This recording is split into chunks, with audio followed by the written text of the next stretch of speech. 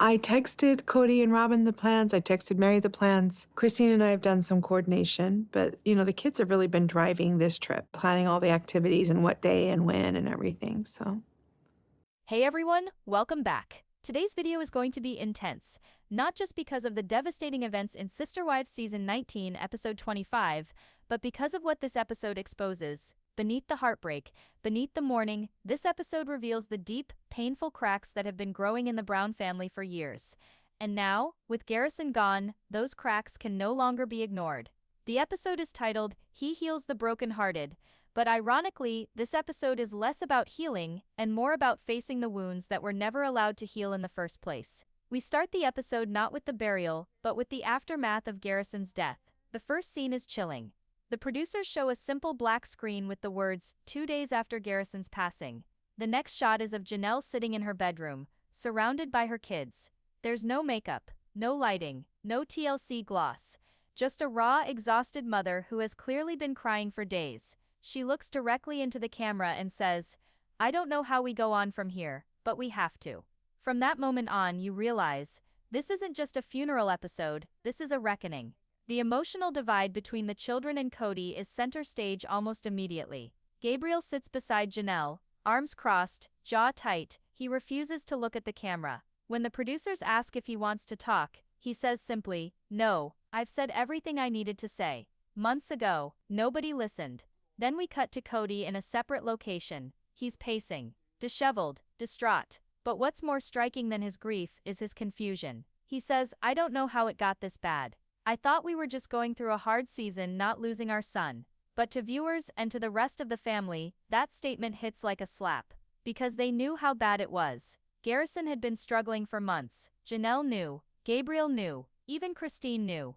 But Kody didn't see it. Or chose not to. The next segment focuses on the older kids gathering in Wyoming. Hunter, Logan, and Maddie speak candidly about how fractured everything became in the past few years. Logan even says, after the divorce, it felt like we had to choose sides. And none of us chose Dad. Not because we hated him, but because he wasn't there. There's a powerful moment when Maddie opens up about how hard it was to watch her brothers spiral. She says Garrison isolated himself during the holidays, never responded to messages, and often avoided group video calls. And yet, she never realized it had gotten this bad. She breaks down and says, we thought he was just taking space, but he was shutting down. We missed it. We all missed it. What's heartbreaking here is the shared guilt. They don't just blame Kody, they blame themselves too. But underneath that guilt, you can feel a deeper frustration. The structure of the family fell apart years ago, and no one knew how to rebuild it.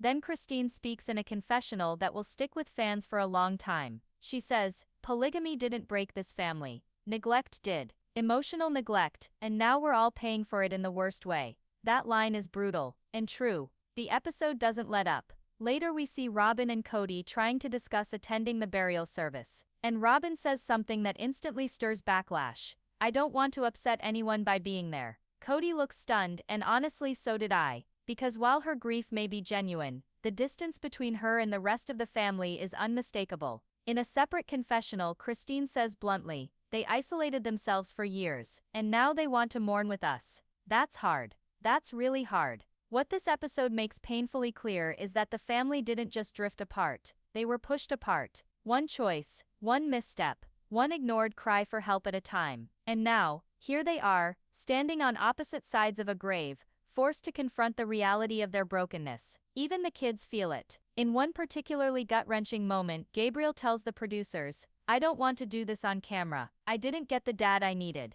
But Garrison deserved better. And I don't want this show pretending like we were all okay. It's real, it's raw, and it cuts deep. Later in the episode, the family begins to prepare for a private gathering, a memorial where they can speak openly about Garrison's life. Christine offers her home for it. Janelle agrees, but makes it clear she doesn't want anything formal. I want it to be about him, not us. Not this family drama, she says firmly. But drama is unavoidable. When Kody arrives at the memorial, the tension is palpable. The kids don't rush to greet him. In fact, some avoid eye contact entirely. He walks into the kitchen and hugs Janelle, but it's stiff, more obligation than comfort. Christine watches from across the room, her expression unreadable. And when Kody tries to speak to Gabriel, Gabe just walks away. The camera captures it all, the awkward pauses, the missed opportunities for affection, the pain that words can't fix. And you can tell, this isn't just grief. This is decades of dysfunction finally rising to the surface. The final moments of this part show Janelle sitting alone at the memorial table, flipping through a photo album of Garrison. Each page is filled with memories: camping trips, high school graduation,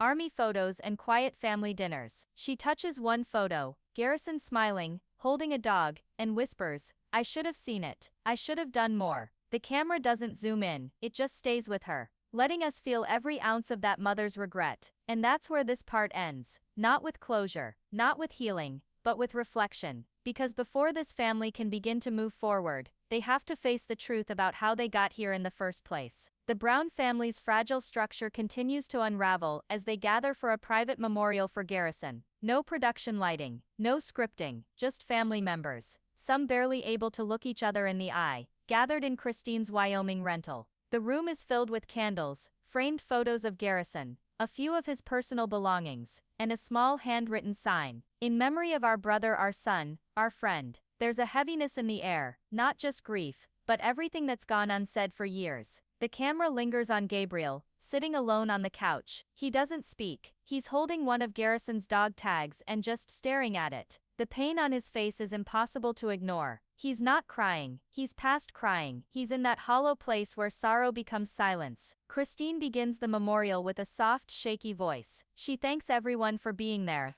and says, "This isn't a service. This is family. We're not here to preach. We're here to remember Garrison, the way he would have wanted." Then Janelle stands. She's trembling. She holds a piece of paper, but her hand shakes too much to read it. So she speaks from the heart. "Garrison was my light. He was my firecracker. He could make me laugh even on my worst days. But he was hurting, and I wish I had known how deep that pain went." There's a long pause. "He wasn't just my son, he was my friend, and I will never stop loving him. Not for a single day of the rest of my life." By the end of her speech, everyone is crying. Even Christine, who's usually so composed, wipes away tears as she reaches over to squeeze Janelle's hand. But not everyone is ready to speak, and that silence says as much as any words could. Then Logan steps forward, the eldest sibling, the one everyone has looked to for stability. His voice cracks as he says, "I should have been more present. I thought I had time. But the truth is, we never know how much time we really have." He pauses. "I watched our family fall apart, and I didn't know how to stop it. And now, I can't help but wonder if that cost us Garrison." He doesn't have to say Kody's name. It hangs there unspoken. But we all feel it. And then finally, he walks slowly to the front of the room, visibly shaken. His voice is low and broken as he begins. "I wasn't the father Garrison needed, and I live with that now. I thought I was doing my best, but my best wasn't enough." He tries to continue, but the tension in the room shifts. Gabriel stands suddenly and interrupts him, his voice calm but powerful. "You say that now, but when Garrison was reaching out, where were you? When we were begging you to just talk to him, where were you?" The room falls dead silent. Kody tries to respond, but Gabriel isn't finished. "You want to mourn now, but where was this version of you last year, or the year before that? You picked your favorite house, your favorite wife, your favorite kids, and the rest of us got your silence." It's a scene unlike anything Sister Wives has ever shown. There's no editing around it, no music, just raw truth. Janelle tries to defuse the moment, but it's clear the damage is done. Kody walks out of the room, not storming off, but utterly broken. Robin follows him, visibly upset. Outside, the cameras catch him whispering to her, "I don't know how to fix this. I don't think I can." Inside, the memorial continues. Christine brings out Garrison's favorite dessert, a homemade apple cobbler, and sets it on the table. It's a small moment, but it brings warmth back into the room. The family begins to share quiet stories, sweet memories. Maddie talks about how Garrison would secretly leave notes in her kids' backpacks when he visited. Things like, "You're a superhero today," or "Eat your veggies or I'll know." It's those details, the small acts of love, that make the loss so unbearable. We see more clips of the siblings bonding. Aspen and McKelty comforting Truly. Logan helping Christine with dishes. Hunter stepping outside to take a quiet call, then returning to sit beside Gabriel in silence. There's a deep current of love in these moments, but also a realization. This family is rebuilding itself without its father at the center. Then comes a confessional from Janelle that will likely go viral. She says, "I don't know if we'll ever all be together again like this. Garrison was the reason. He brought us back, but at a cost none of us would have wanted." She pauses. Maybe this is the beginning of something new. Not perfect, not fixed, but honest. The final minutes of the episode return to Kody and Robin, sitting alone on the front porch. Robin is crying.